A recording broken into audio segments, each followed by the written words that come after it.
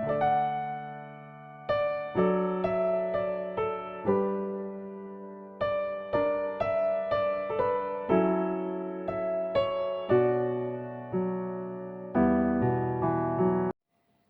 hari Minggu bagi kita semua jemaat yang dikasihi oleh Tuhan Yesus Kristus. Hari ini Minggu 22 Juni 2025, minggu pertama setelah Trinitatis. Kita akan mendengarkan renungan singkat khotbah hari ini, namun lebih dahulu kita bersatu dalam doa. Damai sejahtera Allah yang melampaui segala akal, itulah yang memelihara hati dan pikiranmu dalam Kristus Yesus Tuhan kita. Amin. Firman Tuhan bagi kita hari ini tertulis dalam Injil Lukas pasal 8 ayat 26 sampai dengan 39. Kemudian mendaratlah Yesus dan murid-muridnya di tanah orang Gerasa yang letaknya berseberangan dengan Galilea. Setelah Yesus naik ke darat, datanglah seorang laki-laki dari kota itu menemui dia. Orang itu dirasuki oleh setan-setan dan sudah lama ia tidak berpakaian. Ia tidak tinggal dalam rumah tetapi di perkuburan. Ketika melihat Yesus, ia berteriak lalu sujud di hadapannya dan berkata dengan suara keras, "Apa urusanmu dengan aku, hai Yesus anak Allah yang maha tinggi? Aku mohon janganlah menyiksa aku." Sebelumnya, Yesus pernah memerintahkan roh jahat itu keluar dari orang itu. Roh itu sering menyeret-nyeret dia, maka untuk menjaganya, tangannya dibelenggu dan kakinya dirantai. Namun ia memutuskan segala penjahat itu dan ia dihalau oleh setan itu ke tempat-tempat yang terpencil. Yesus bertanya kepadanya, "Siapa namamu?" Jawabnya, "Legion," karena ia kerasukan banyak setan. Setan-setan itu pun memohon kepada Yesus supaya ia jangan memerintahkan mereka masuk ke dalam jurang maut. Di situ ada sekawanan besar babi sedang mencari makan di lereng bukit itu. Lalu setan-setan itu memohon kepada Yesus supaya ia memperkenankan mereka memasuki babi-babi itu. Yesus mengabulkan permohonan mereka. Lalu keluarlah setan-setan itu dari orang itu dan memasuki babi-babi itu. Kawanan babi itu terjun dari tebing yang curam ke dalam danau, lalu mati lemas.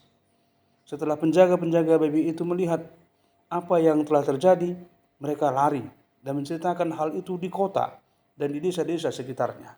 Lalu keluarlah orang-orang untuk melihat apa yang telah terjadi.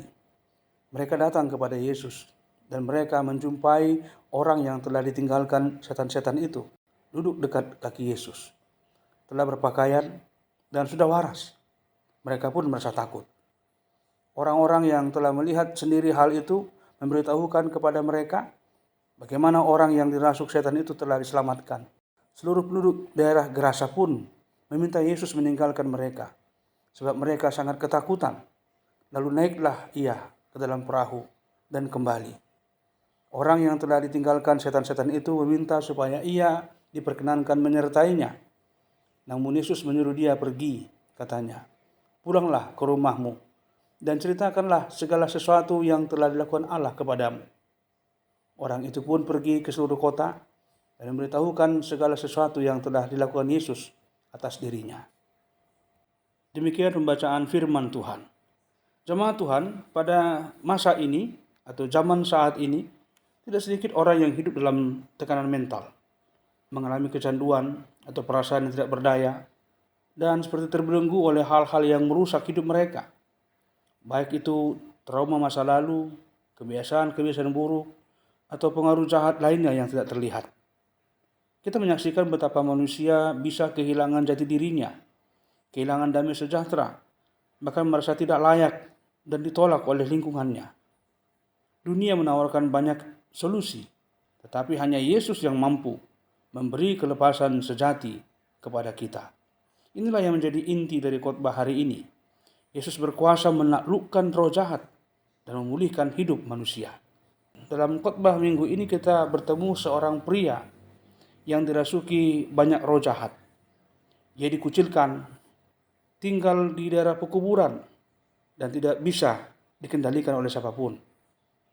Gambaran ini mencerminkan banyak jiwa di masa kini yang tampaknya hidup, tetapi sebenarnya terpenjara dalam berbagai penderitaan atau tekanan batin.